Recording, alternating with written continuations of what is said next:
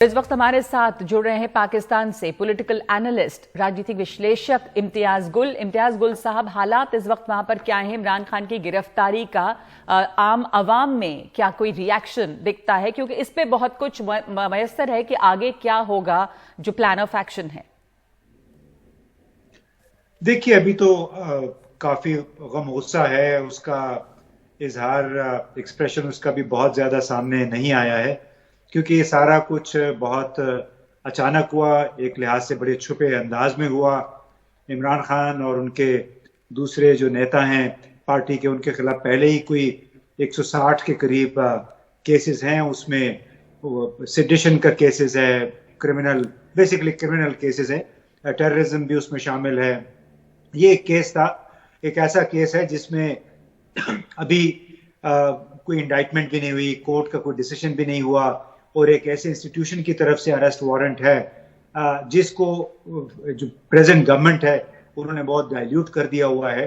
तो एक लिहाज से कैमोफ्लाज करके बड़ा डिसेप्टिव अंदाज में घेर घार के उन्होंने इमरान खान को आज गिरफ्तार किया। वो फवाद चौधरी शायद ठीक कहते हैं कि उनको अगवा किया, इसलिए कि गिरफ्तारी पुलिस करती है, जब केस में पैरामिलिट्री फोर्सेस रेंजर्स को इस्तेमाल किया गया, और उन्होंने आपने पिक्चर्स भी देखी होंगी। जी इम्तियाज साहब, ये बताएं, जैसा आप कह रहे हैं कि इसमें सिर्फ आरोप है, अभी अब ये पूरा प्रोसेस है कि इसमें वो साबित होता है कि नहीं भ्रष्टाचार का जो आरोप है, बावजूद इसके जो उनकी गिरफ्तारी हुई है, तो जो बात आप कह रहे हैं कि ये सही तरीका नहीं था उनकी गिरफ्तारी का, और ये खदशा, ये जो डर है वो उनको पहले से भी था इमरान खान को, जैसा उन्होंने एक वीडियो में भी बोला था इसके पहले, पर तो लोगों में भी ये बात होगी, या ये इंप्रेशन है कि इमरान खान की जो गिरफ्तारी है वो गलत हुई है? अगर भ्रष्टाचार का इल्जाम भी है तो ये साबित होना चाहिए।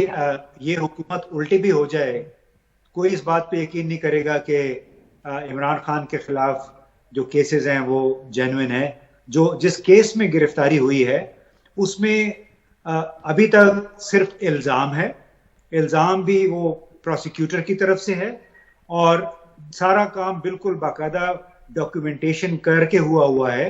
उसमें भले उस पर इल्जाम और आरोप हो, और उस आरोप को जाहिर है जब तक इन्वेस्टिगेट ना हो, जब तक डिटरमिन ना हो इसमें किस नेचर का क्राइम इसमें इन्वॉल्व है, उस वक्त तक इस अंदाज में गिरफ्तारी नहीं होती है। ये तो गवर्नमेंट एक मौके की तलाश में थी, उन्होंने इस मौके को इस्तेमाल किया।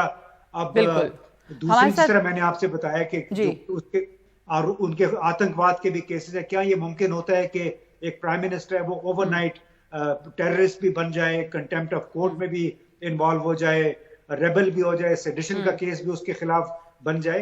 तो सारे ये तो पॉलिटिकली मोटिवेटेड केसेस हैं, और इतनी आसानी से अब ये हमारी स्थिति कोई ये संभलने वाली नहीं है। तो 2-4 दिन में पॉलिटिकली जो है ये शॉक एक जी आप कह रहे हैं कि पॉलिटिकली और डिस्टेबलाइज होगा मुल्क। खालिद महमूद साहब हमारे साथ जुड़ गए हैं, जंग ग्रुप के पत्रकार लाहौर से। खालिद महमूद साहब, ये एक पहले ही सियासी वहां पे उथल पुथल थी, और ये इमरान खान की गिरफ्तारी जो है इसको और डिस्टेबलाइज करता है, और जैसा इम्तियाज साहब कह रहे थे कि सरकार एक मौके की तलाश में थी और तमाम तरह के आरोप जो हैं वो साबित नहीं हुए हैं, उसके पहले इस तरह की गिरफ्तारी किस बिना पे हुई है?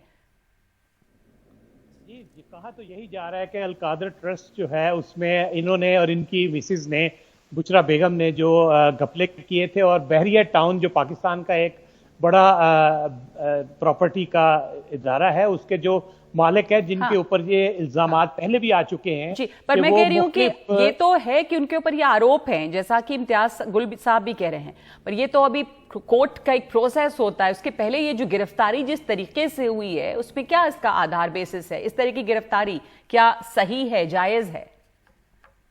जी बिल्कुल, आप ये देखिए कि जब इमरान खान को नैब की तरफ से मुख्तलिफ नोटिस मिले और उनको कहा गया कि आप पेश हों, अदालत में आए, वो नहीं आए, और फिर नैब ने तो अपना काम करना ही था। तो आज उन्होंने जब देखा कि वहां पे इस्लामाबाद हाई कोर्ट में वो मौजूद हैं और उनके जो वर्कर्स हैं वो भी वहां मौजूद नहीं, तो उन्होंने रेंजर्स के 2000 से ज्यादा जवान जो थे उन्होंने पूरे हाई कोर्ट को घेरे में ले रखा था।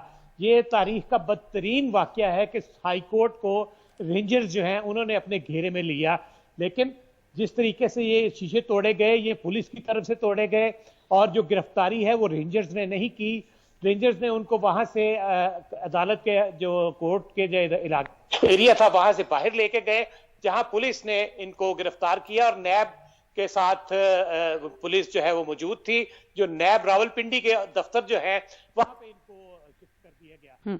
आपकी आवाज कट रही बीच बीच में, पर आप इम्तियाज गुल साहब से थोड़ा सा अलग बात आप ये कर रहे हैं कि चूंकि वो यहाँ पर पेश नहीं हो रहे थे इन मामलों में, इसलिए उनकी जब वो हाई कोर्ट में आए तो गिरफ्तारी हुई है। आपने ये भी कहा कि रेंजर्स ने गिरफ्तारी नहीं की है, रेंजर्स उनको बाहर लेकर गए, फिर पुलिस ने गिरफ्तारी की, यानी कि पाकिस्तानी रेंजर्स और पुलिस दोनों ने मिलकर इस काम को अंजाम दिया। आपकी आवाज बीच बीच में कट रही है। पॉलिटिकल असर इसका आप क्या देखते हैं? खालिद महमूद साहब, अगर आप सुन पा रहे हैं मुझे तो। इसके असरात जिस तरीके से आज उन्होंने ये कहा है पीटीआई वालों ने कि भी आप बाहर निकलो, और लाहौर में ज़मान पार्क का जो इलाका जिस तरह आप ये दिखा रहे हैं वहां पे मुख्तलिफ लोगों ने झंडे उठाए हुए हैं और बाकायदा तौर पे एहतजाज का सिलसिला शुरू किया है। लाहौर के तमाम दफातर जो थे लाहौर और पाकिस्तान के मुख्तलिफ बड़े शहरों के, वो बंद कर दिए गए हैं, क्योंकि जिस तरीके से पहले इमरान खान के घर के ऊपर अटैक हुआ था उस वक्त भी ऐसा ही हुआ था कि लोग जो है सड़कों पे निकल आए थे और लोगों को आने जाने में बहुत दिक्कत हो रही थी। अब भी ऐसा ही हो रहा है और इसको जिस तरीके से आज हंगामे शुरू हुए हैं लाहौर में, उसके बाद सरकारी दफातर बंद कर दिए गए हैं।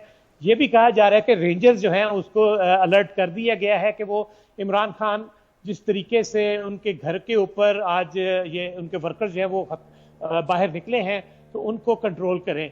लेकिन अगर ये मॉब बढ़ गया तो शायद इसको कंट्रोल करना मुश्किल हो जाएगा। और मेरे कुछ दोस्त तो ये कह रहे हैं कि अगर इमरान खान के लिए वर्कर पाकिस्तान के बाहर निकल आए तो शायद फौज को अपना काम करना पड़ेगा, और जो माजी में होता रहा है कि अस्सलाम वालेकुम पाकिस्तान, इसी तरह ही होगा।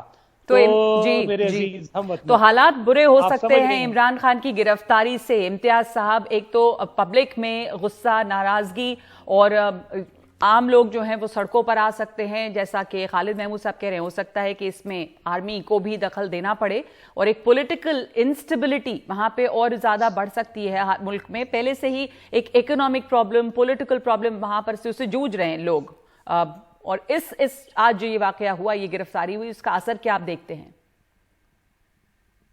देखिए, असर तो कोई अच्छा नहीं होगा ना। ये एक ऐसी सिचुएशन है कि इससे पहले जुल्फिकार अली भुट्टो को गिरफ्तार किया गया, उनको फांसी लटका दिया गया। बाद में बेनजीर भुट्टो साहिबा को गिरफ्तार किया गया, उनको एग्जाइल होना पड़ा। नवाज शरीफ को गिरफ्तार करके सजा सुनाई गई। अब इमरान खान की बारी है। तो पाकिस्तान के लोगों को, जितने भी दानिश लिखारी भी हैं, जितने भी एंकर्स हैं, उन सबको ये और जितने पॉलिटिकल एक्टिविस्ट हैं, उनको इस पॉइंट ऑफ व्यू से देखना चाहिए कि कितना एक ब्लैक डे है इस लिहाज से कि एक लीडर, पूर्व प्राइम मिनिस्टर, वो अदालत में पेश हो रहा है, पेश होने के लिए आया, उसके बायोमेट्रिक्स हो रहे हैं और उसको वहां से गिरफ्तार किया जाता है, और वो भी पैरामिलिट्री फोर्सेस के जरिए।